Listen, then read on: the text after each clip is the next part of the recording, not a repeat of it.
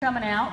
My guest tonight, Senator Bob Krist. Senator Krist represents District 10 in Omaha. He's on his 10th year, correct, in the legislature, so he's the second longest serving member of the legislature, currently old.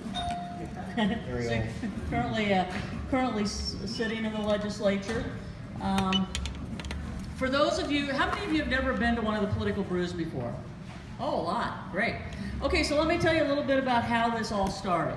It started back in May, I think it was, when I came to one of these, a similar type of event that the Catholic priest and the United Church of Christ minister were running here in town, and they called it Pastors and Pints, or Pints and Pastors, something like that.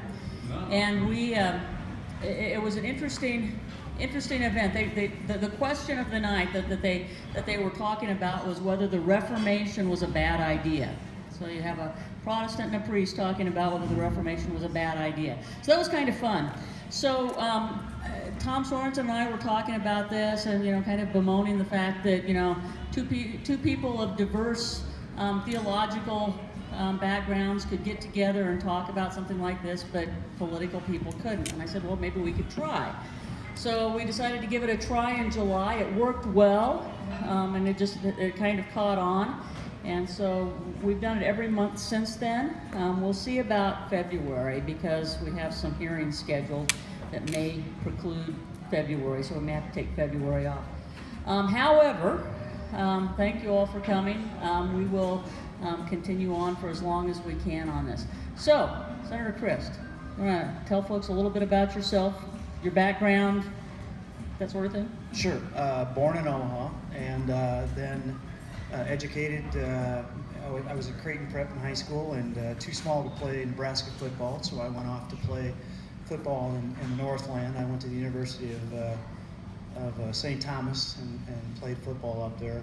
ROTC, went to the Air Force. Spent 21 years in the Air Force, and obviously you all know that when you wear a uniform, you take an oath. You can't actually get involved with the political structure.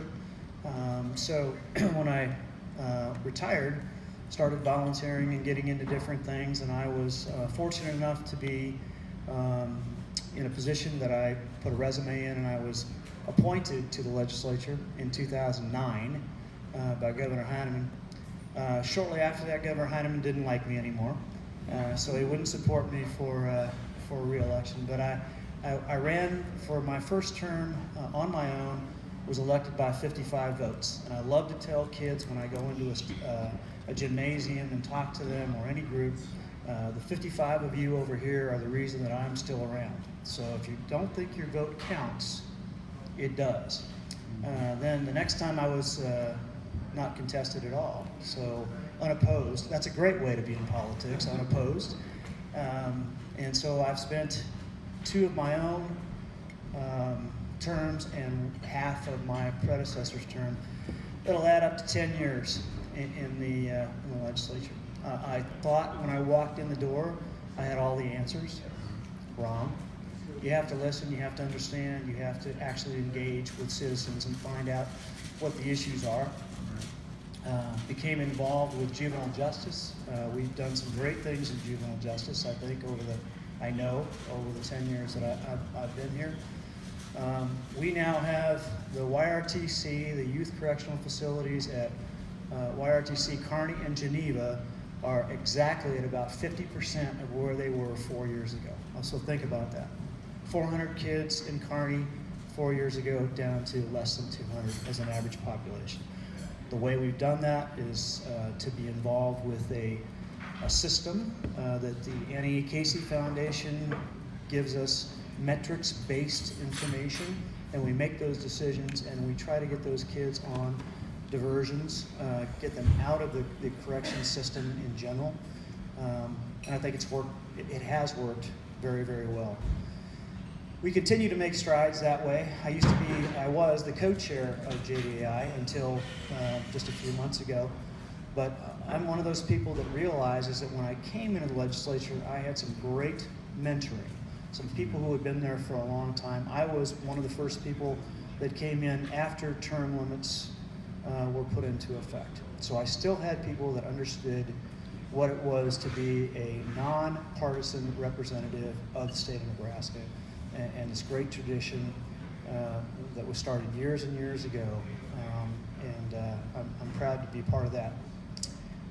I guess in terms of the other part that I'm really proud of is that I've been able to serve, at least in the last few years.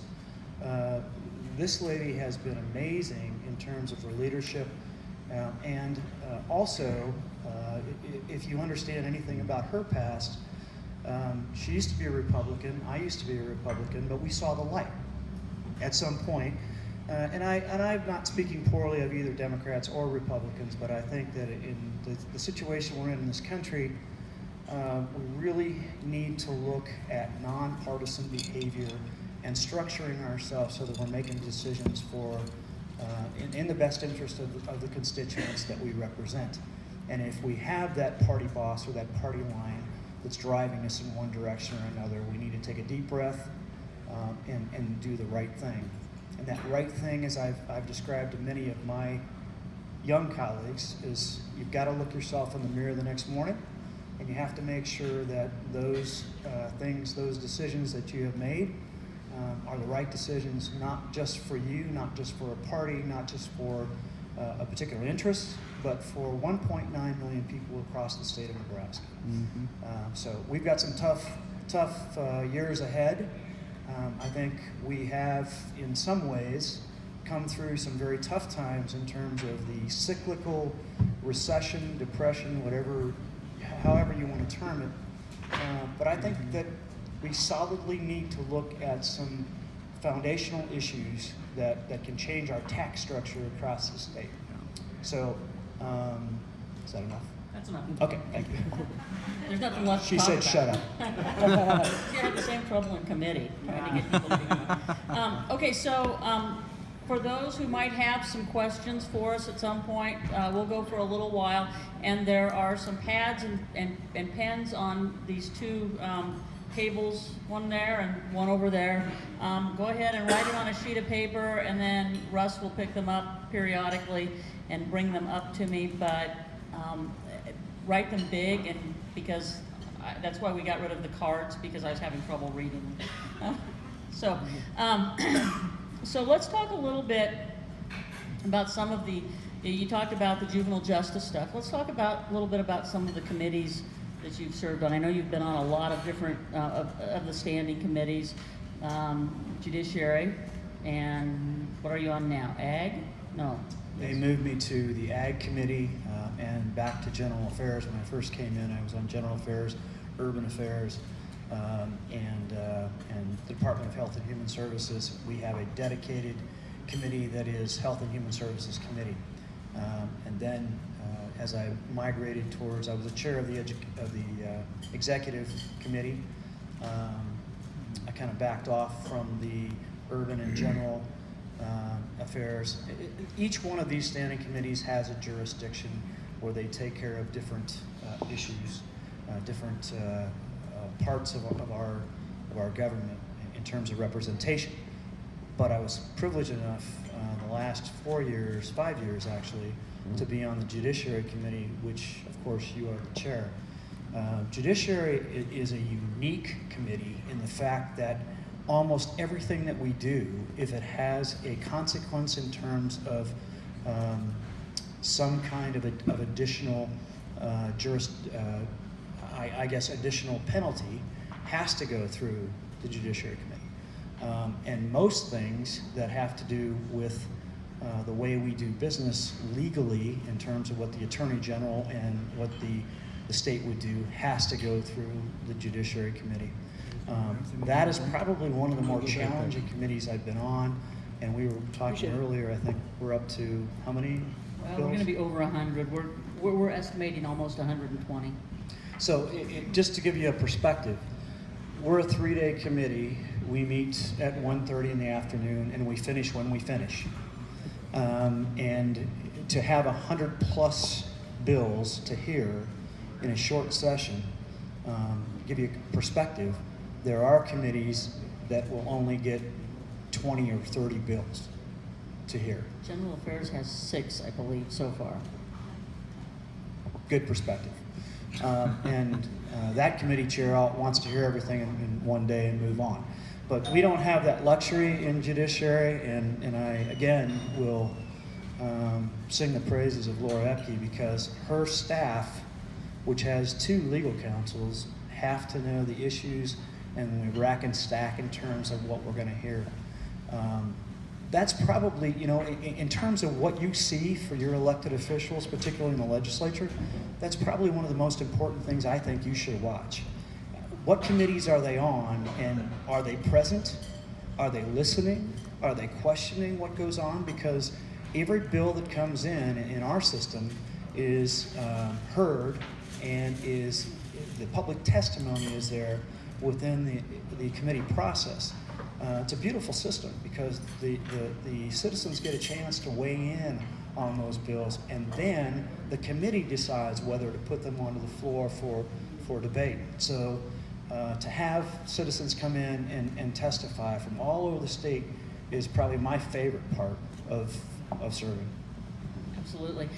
Okay, so let's talk a little bit about policy, because you and I have crossed paths on a number of policy issues the last couple of years, specifically things that came through the Judiciary Committee, and we've served on both the standing committees and the special committees on matters of corrections and state patrol and all of big hot button issues the last few years.